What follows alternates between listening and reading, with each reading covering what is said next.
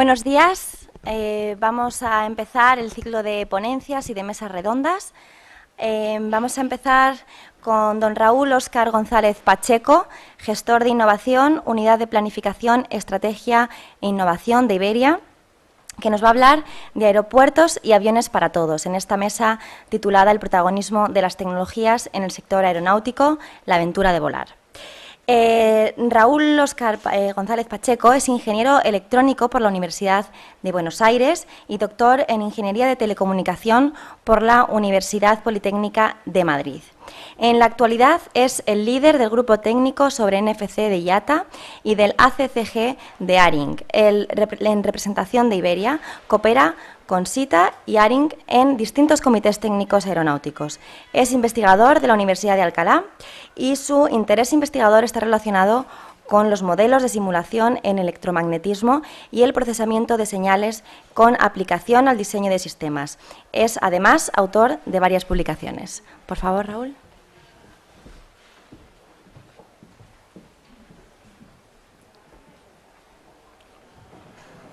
Buenos días a todos.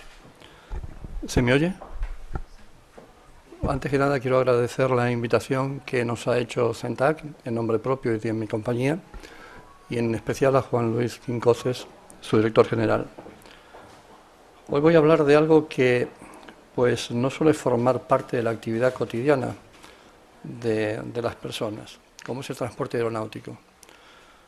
Hace poco más de un año asistí a un congreso sobre responsabilidad social tecnológica y me sorprendió que las personas pues hablaban y preguntaban sobre distintos aspectos de sus vidas cotidianas: transportes, trenes, autobuses, urbanismo, pero nadie hablaba de los aviones, nadie hablaba de las jornadas en los aeropuertos.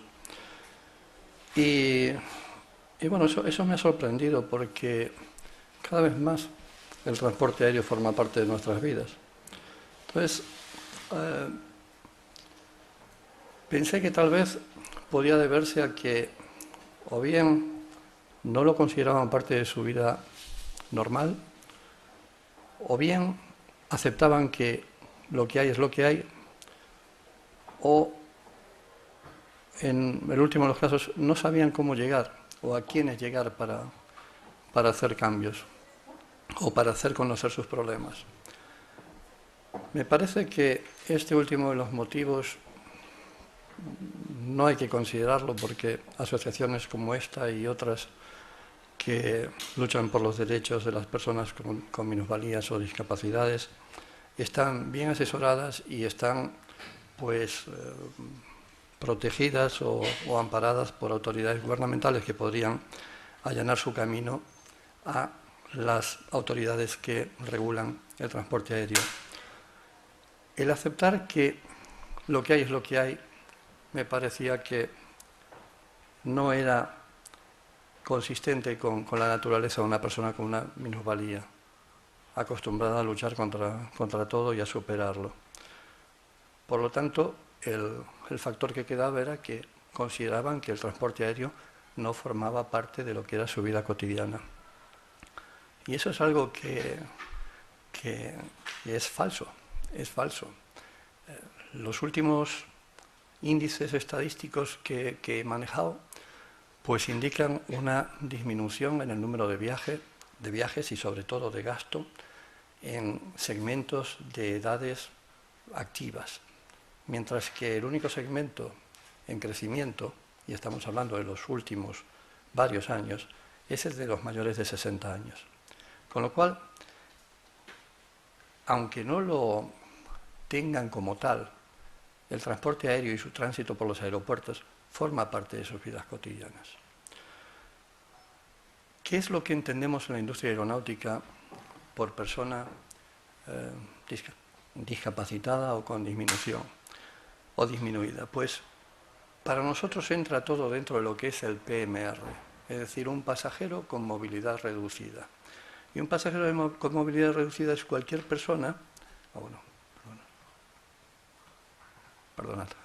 es cualquier persona que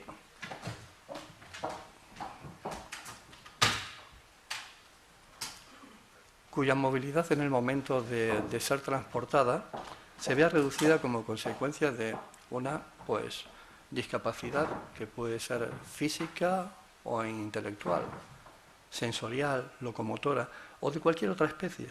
O sea, una persona de edad, una persona que simplemente no tiene la agilidad necesaria en el momento del transporte, es un discapacitado. Una persona que tiene un pie con escayola, por ejemplo, pues en ese momento, en el momento del transporte, es una persona con discapacidad.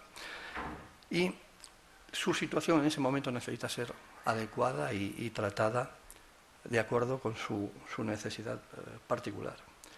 Pero por PMR estamos englobando, como veis, a una gran variedad de casos. Hay personas mayores, hay personas con discapacidad auditiva, hay ciegos, hay mudos, y por lo general cuando hablamos de un PMR, o cuando los legisladores hablan de un PMR, se refieren o piensan en una persona que no tiene movilidad. Sin embargo, curiosamente, vemos que no solamente son hábiles, sino que muchas veces son grandes atletas. Es decir, no estamos hablando de personas que estén impedidas, estamos hablando de personas que si tuvieran acceso a la información de la forma que tenemos las personas que no sufrimos discapacidad, pues son personas perfectamente hábiles. Pues acabamos en la presentación anterior de ver cómo una persona con una cierta minusvalía o digamos un cierto problema físico se ha convertido nada menos que en astronauta, volando aviones de combate. Pues eso lamentablemente nuestros legisladores, me refiero al ámbito aeronáutico, no nacional, no lo contemplan. Y tímidamente, a partir del año 2008, pues entró en vigor lo que es el reglamento europeo que garantiza los derechos de las personas con minusvalía. Básicamente, la legislación lo que garantiza es el derecho a la no discriminación por motivos de discapacidad o de movilidad reducida. Aquí había puesto un vídeo editado por la Unión Europea, pero lamentablemente pues no he hecho a tiempo de ponerlo en la presentación. Cualquiera que me escriba a mi correo pues se lo hago llegar. ¿Cuáles son los derechos de los pasajeros con movilidad reducida? Pues son muy básicos. Derechos a tener una reserva en un vuelo exactamente igual que cualquier otra persona. Derechos a acceder a la información sobre seguridad de las compañías aéreas. Derechos a ser asistido de forma gratuita durante su jornada en el aeropuerto o a bordo. Y derecho a transportar hasta 2 equipos de movilidad en cabina. Como veis, vale, suena bien, muy general, suena bien. Sin embargo, el truco,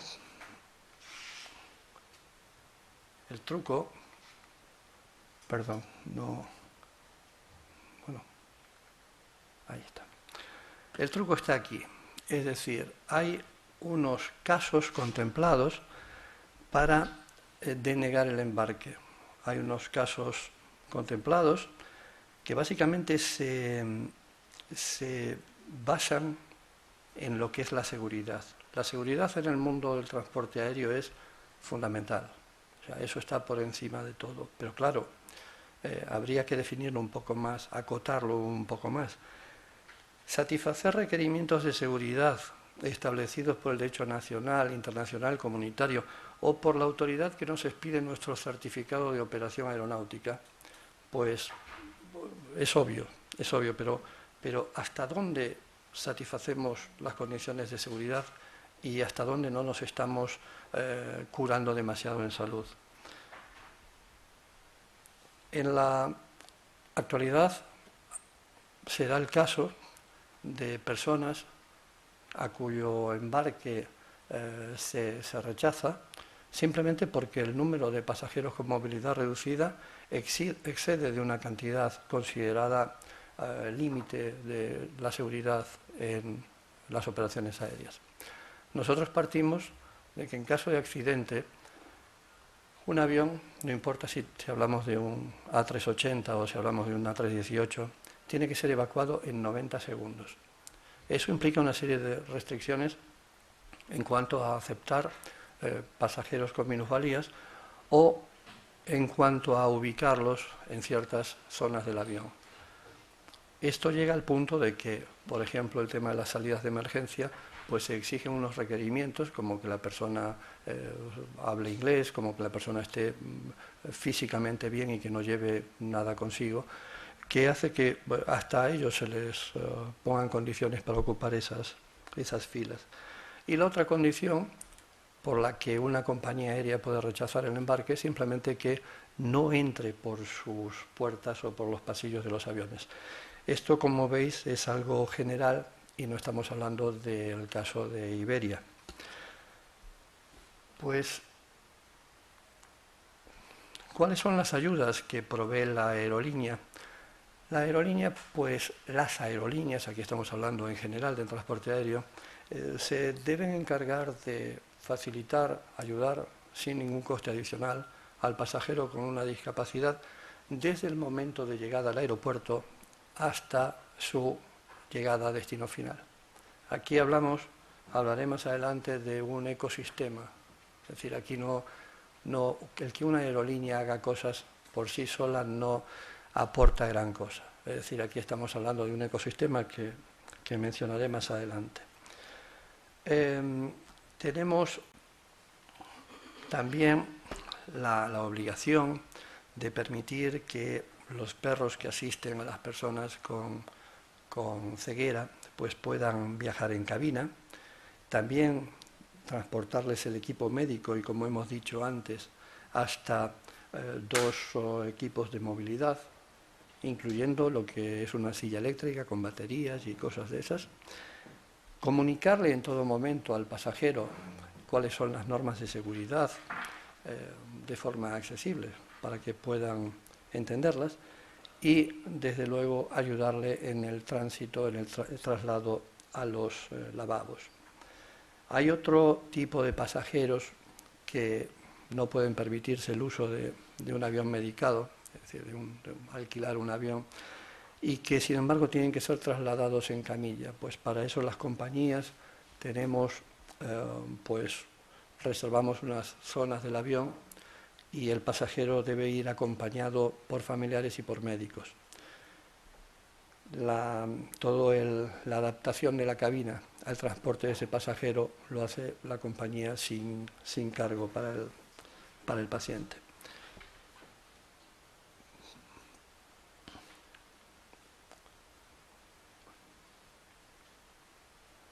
Vale. Las nuevas aeronaves, hablamos que un avión desde el momento de su comienzo del diseño hasta su puesta en vuelo pasan no menos de 10 años, pues las nuevas aeronaves con más de 30 asientos tienen que equipar apoyabrazos móviles para permitir la salida de estos pasajeros de forma rápida. En el caso de los aviones de fuselaje ancho, entendemos por esto los transatlánticos, pues tienen que tener lavabos accesibles. Y en el caso de los aviones con más de 100 plazas, deben además contar con espacios para almacenar sillas plegables en la cabina. Hablamos de nuevas aeronaves. Esto, como os decía antes, es trabajo de un grupo, es un ecosistema que está constituido por fabricantes, por aeropuertos, aerolíneas y, sobre todo, gobiernos.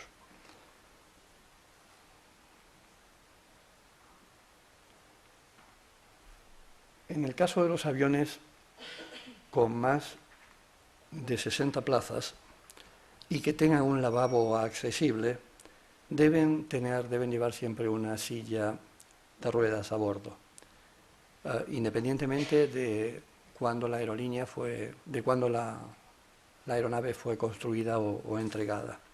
Y en el caso de los aviones con más de 60 plazas que no tengan lavabo accesible, deben llevar a bordo una silla de ruedas siempre que el PMR dé un preaviso de 48 horas. Esto no es más que lo que dice la reglamentación. Si volvemos un poco atrás, si volvemos a ese englobamiento que la legislación permite en el caso de las personas con discapacidad, nos encontramos con que pues no se da ese preaviso, porque mucha gente temerosa de que se le deniegue un embarque, pues no lo dice. Y eso nos crea muchos problemas. Es decir, cualquier retraso en una operación, esto tal vez pocos de vosotros los conozcáis, pero antes de que un avión despegue, tienen que haberse cumplido más de 4.000 procesos. 4.000 procesos. Cualquiera de ellos que falle provoca retrasos, y los retrasos en aeronáutica son extremadamente costosos. ¿Cuál es? Y ahora sí, bueno, perdón.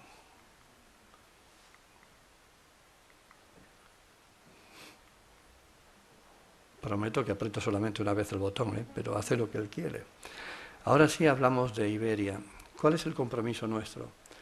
Pues el compromiso nuestro es sensibles a estas necesidades, sensibles a que gran parte de nuestros pasajeros, y que en el futuro serán más, pues sufren de estas necesidades, es proporcionarles a ellos un servicio profesional, adaptando nuestras aeronaves, educando a nuestro personal para que puedan satisfacer los requerimientos de ellos.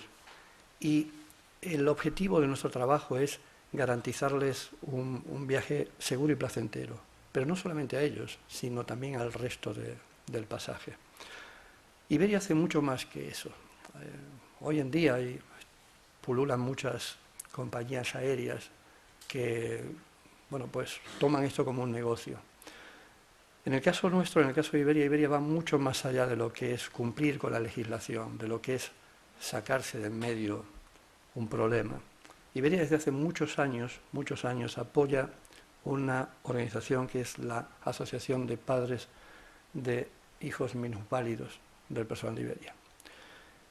Y lo apoya no solamente con dinero, lo apoya dándole trabajo, lo apoya dándoles educación y lo apoya haciéndoles participar de competiciones deportivas. Pocos de vosotros sabréis que cuando abrís un plástico de esos donde viene una almohada y una manta, o donde vienen unos auriculares, eso ha sido hecho por minusválidos. Pero gracias a Dios, y como os decía antes, que necesitamos de ese ecosistema, no estamos solos. O sea, gracias a Dios hemos podido despertar el interés de un organismo que es el que se encarga de regular el transporte aéreo en el mundo, que es IATA, International Air Transport Association, y que engloba a todas las compañías. Estamos hablando de más de 250 compañías serias en el mundo. Dentro del programa de Passenger Experience, que es un programa que tiene como objetivo alcanzar el autoservicio en toda la jornada por el aeropuerto para el año 2020, se ha creado un grupo que es el Passenger Facilitation. Dentro de ese grupo, formado por, como decía antes, aerolíneas, gobiernos, aeropuertos y fabricantes, en este caso no de aviones, sino de tecnología, pues estamos trabajando en muchas iniciativas, creo que no las suficientes todavía, pero muchas iniciativas que desde luego facilitarán la jornada del pasajero con minusvalía a lo largo del aeropuerto y del avión y del vuelo. Hablamos de tecnologías como biometría, hablamos del Checkpoint of the Future, hablamos de nuevas tecnologías como puede ser NFC, tecnologías de comunicaciones de campo próximo, o realidad aumentada.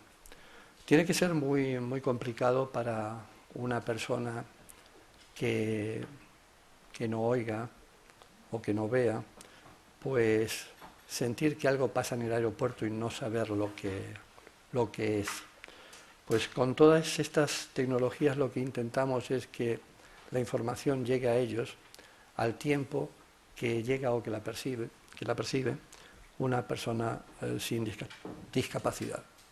En el caso del Checkpoint of the Future es importante porque a los pasajeros no hay que someterles a controles como si todos representaran el mismo riesgo. El pasajero representa un riesgo en un determinado momento y en una determinada circunstancia. Con el Checkpoint of the Future lo que estamos haciendo es recoger toda la información de la que disponemos, que es mucha, lo que ahora se da en llamar Big Data, y determinar cuál es el grado de riesgo que ese pasajero, en particular ese día, representa. Y entonces someterle a distintos controles, que en el caso de las personas con minusvalías pues facilitarían muy mucho su jornada. Y bueno, pues esto es un poco lo que ajustándome al tiempo que me habéis dado, quería contaros. Bueno, esta foto estaba puesta desde antes. Me da un poco de vergüenza después de haber visto el F-18 y el MiG-29 ponerla, pero estos son los orígenes. Cualquier pregunta, por favor, estaré más que gustoso de responder.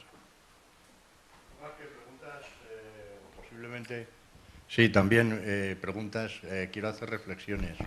Como usuario ocasional de aviones, de líneas aéreas, en principio tengo que decir que las grandes compañías, como puede ser Iberia, yo entiendo que usted me está hablando desde el punto de vista de Iberia, yo le hablo de la realidad. Como los usuarios de grandes compañías, como puede ser Iberia, como puede ser el Grupo Lufthansa, la atención que tienen las personas con discapacidad es buena. Otra cosa es otro tipo de compañías en donde se agarran a cualquier cosa para impedir que vueles. Nos tratan no como personas con discapacidad, sino como idiotas, digámoslo así. Es decir, como gente que necesitamos que nos guíen. En muchas ocasiones te dicen que no puedes viajar solo. Luego hay otros problemas añadidos en la utilización de las no tanto de las aerolíneas, sino de las infraestructuras aeroportuarias. El acceso en los aeropuertos es realmente, salvo contadas ocasiones, por ejemplo yo tuve un incidente en Múnich, es bueno en la atención, en los tránsitos, etc. Pero sin embargo yo no me atrevo a llevar mi silla de ruedas eléctrica, porque no quiero que me la destrocen.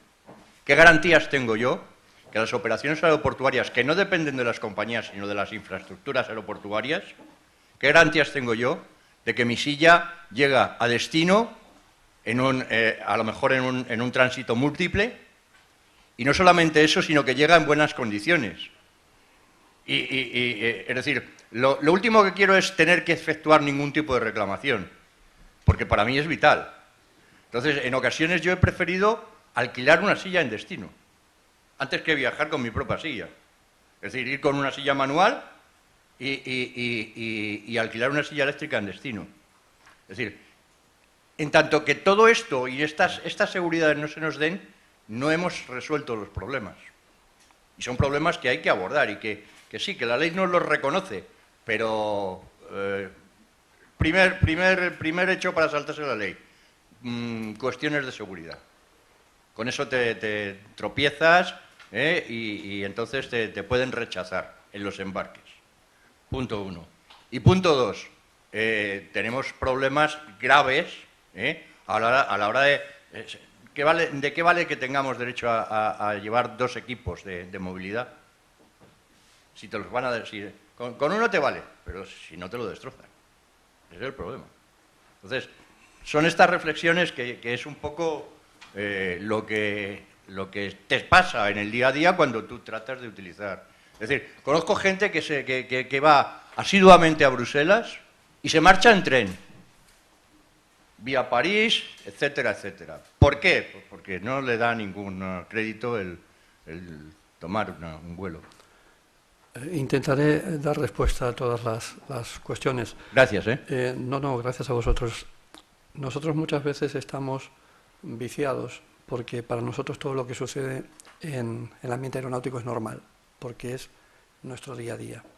Por eso es importante esta realimentación que recibimos de vosotros y por eso es importante que mi compañía se involucre en foros como este para aprender de vosotros. Como he dicho, la legislación es muy laxa. Abarca, digamos, deja abierto un abanico de situaciones y circunstancias al albedrío de las compañías aéreas. Y lamentablemente, como he dicho, en los últimos años, pues pululan personas que quieren hacer negocios con el transporte aéreo más que dar un servicio social. Entonces, mi respuesta a las cuestiones suyas van a ir siempre desde el punto de vista de una compañía de red, de una compañía seria. Entonces, para nosotros, el transporte de una persona minusválida no se trata de un business case, no se trata de un caso de negocio, se trata de un pasajero más. Pero es que incluso si lo vemos desde el punto de vista de caso de negocio, pues es donde tenemos que prestar atención. La gente en compañías aéreas está apostando mucho por los jóvenes, por los niños, programas de fidelización para niños. Lo que es muy bien es el pasajero del futuro. Pero hoy por hoy, el pasajero que nos da dinero y que nos va a dar dinero en los próximos años es la gente mayor. Y la gente mayor suele sufrir algún tipo de discapacidad. En el caso de la legislación autoriza el transporte de 2 equipos de movilidad. Una silla de ruedas eléctrica, por ejemplo. Pues la compañía acepta esa silla. Y yendo en cabina es prácticamente imposible que sufra un deterioro. El problema está que muchas veces, bien por falta de espacio o bien por un exceso en el número de sillas, haya que llevarla en bodega. Y ahí, pese a los cuidados que nosotros podemos poner, ahí intervienen otros factores. Se da el caso, por ejemplo, de equipos profesionales de ciclismo que transportan bicicletas que son muy costosas y muy endebles, ¿no? Y bueno, pues a veces sucede que hay que indemnizar porque un cuadro o un manillar termina rompiéndose. Pero en el caso de una persona minusválida con una silla eléctrica que sea admitida en cabina, una compañía seria, una compañía de red, es imposible que dañe. Y en el caso del aeropuerto, en este momento, por ejemplo, la T4, que es un aeropuerto de última generación, está preparada para la jornada de personas con minusvalías, pero sin embargo los servicios son externalizados. Entonces el responsable siempre es el aeropuerto, pero las compañías aéreas sufrimos el que los pasajeros asocien todo lo que hay alrededor del avión, ya no hablamos de transportes de personas con discapacidad, sino incluso cafeterías, lo asocian a la compañía aérea. Yo le animo a que la próxima vez que vuele proceda, como decimos, dé el preaviso, diga que usted va a llevar esa silla de ruedas y verá cómo su satisfacción va a ser plena.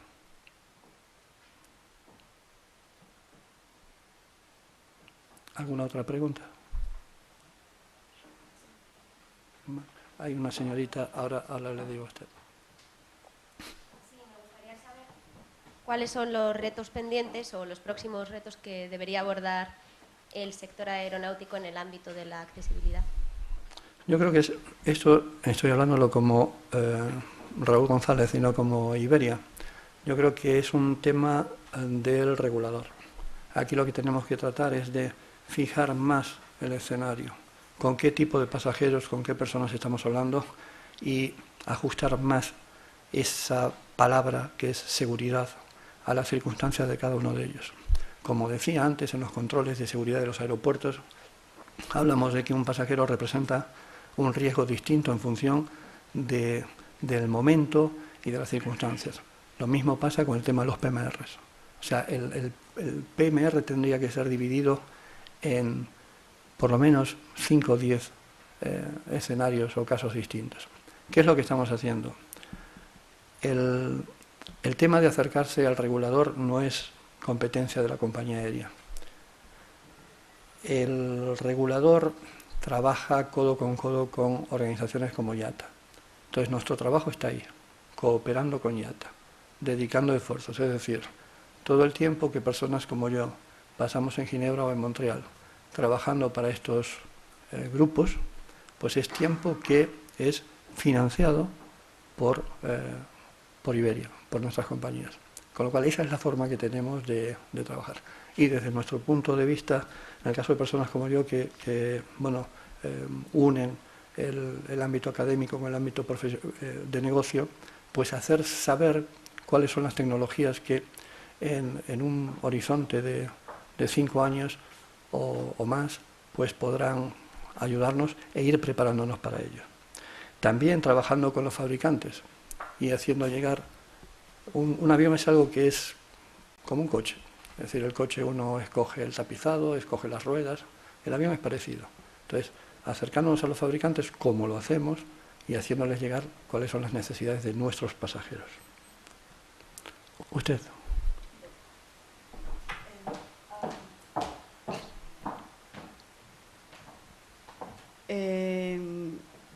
Las normas están bien, se intentan aplicar, hay avances, pero surge el problema económico, que me imagino que es el punto clave de todo. Se dirá que muchas aerolíneas necesitan, para poder desarrollar todo ese tipo de normas, una inversión económica que muchas veces repercute en lo que al pasajero le atañe, que es decir, el costo de su pasaje. Vivimos aquí, la gente que está, me imagino, en la península. Antes una persona ha dicho, no quiero viajar en el avión, cojo un tren y voy a Bruselas. Soy residente en las Islas Canarias, no tenemos otro medio para poder volar, para poder viajar, ni salir de la isla. Y nos vemos abocados a las líneas, podríamos decir, de bajo coste, que es lo único que nos queda, porque no todo el mundo tiene 300 euros por trayecto para poder pagar un desplazamiento.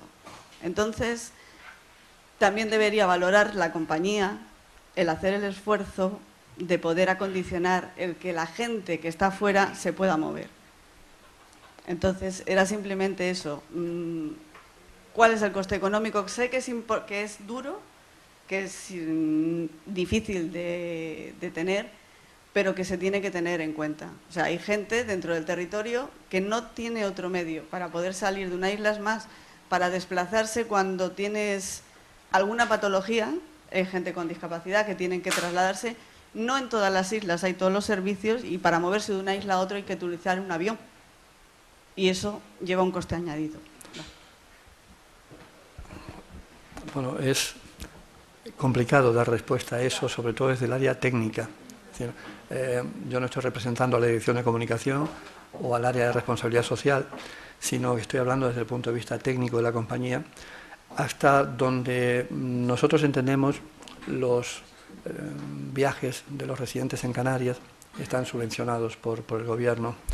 Pese a eso, es un impacto económico fuerte para la gente que tenga que desplazarse con frecuencia. Yo solamente quiero, insisto, transmitir el grado de conocimiento y el grado en que se está involucrando a una compañía como Iberia en este tema, que estamos haciendo lo mejor que podemos, y solamente deciros que a veces esos costes que parecen excesivos ni siquiera cubren el traslado del pasajero.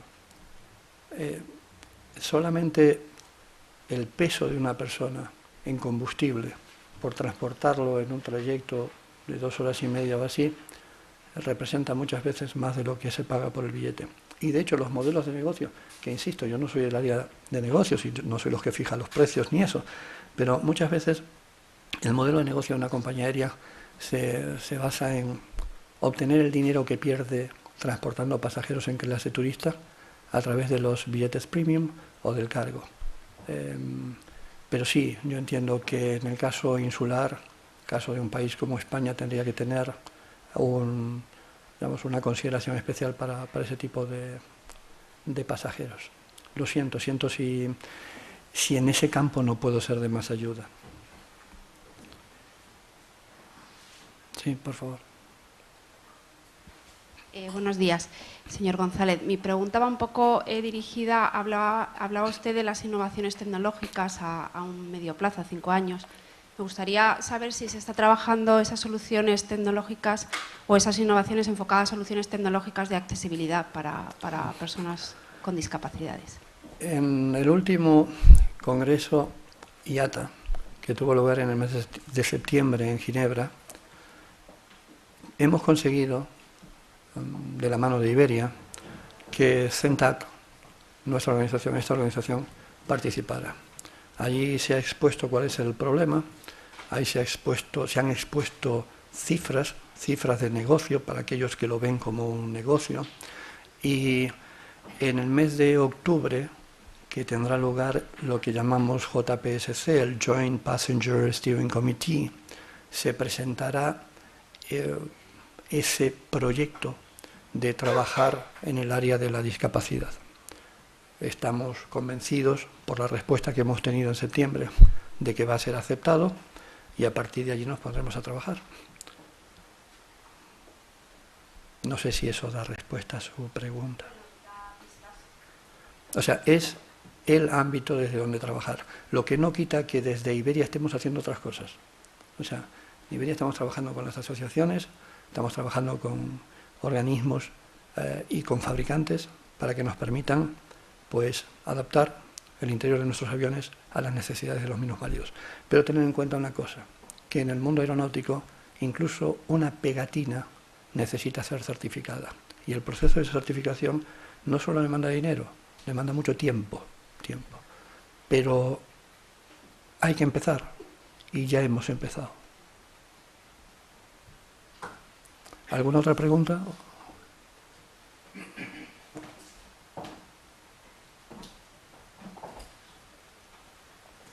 Bueno, muy interesante todo. Ha hablado de algunas tecnologías como NFC. Quería saber si hay alguna iniciativa, algún proyecto concreto o utilidad que se le vaya a dar en el embarque o en el mismo vuelo, ¿no? Bueno, gracias. Esa pregunta es, creo que, de las que más cómodo me hacen sentir, porque soy justamente el líder del grupo IATA de comunicaciones de campo próximo. En estos momentos, estoy hablando ya, es decir, el día 29 y 30 tendrá lugar en Dublín, Irlanda, el World Passenger Symposium, donde vamos a presentar el documento elaborado con el NFC Forum, que es la autoridad en materia de NFC, para el uso de esa tecnología en el transporte aéreo. NFC Forum lo ha considerado tan importante que ha creado un pilar para la industria del transporte aéreo. Es decir, han estado trabajando con nosotros en el último año y medio y nos han invitado a sus reuniones para permitirles conocer nuestras necesidades y permitirles estandarizar, hacer estándares, porque estas tecnologías ya se están utilizando en países como Corea o como Japón, pero lo que queremos es que sea de elegibilidad, si me permitís el término, global. Un pasajero nuestro de nada vale que tenga unos servicios en Madrid si cuando llega a destino no tiene los mismos. Entonces, se han presentado, es un trabajo conjunto, como os he dicho, con gobiernos, aeropuertos y otras aerolíneas, se han presentado más de 260 casos de uso.